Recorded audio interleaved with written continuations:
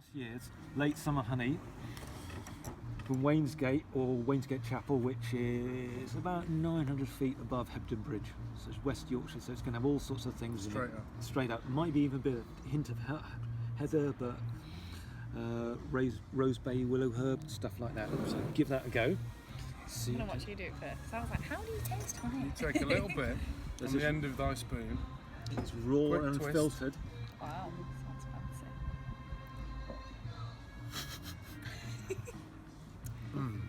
It's delicious. It's really, it's got a real citrusy note to it. Yeah. It's really floral. That's delicious. You're going to love that. Am I? You are. Keep Wow, going. that's really Keeps good. going and keeps going, doesn't it? Yeah. The graininess is really nice. It's really interesting as well because obviously having done stuff with you before, I've tried a lot of honey. Yeah. You've brought a lot of honey to us here.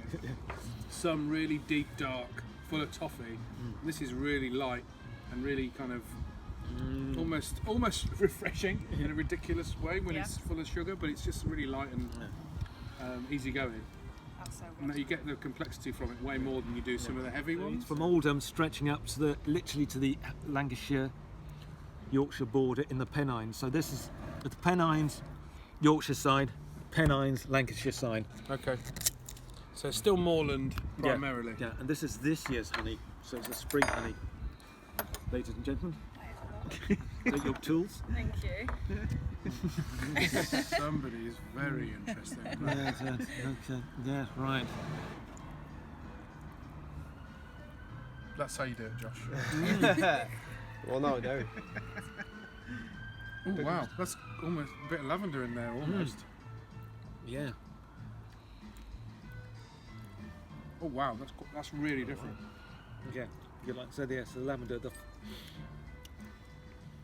Way more floral. That's great. I mean, that to me that's going to help to form a really big body to what it is we're brewing, which is what we need.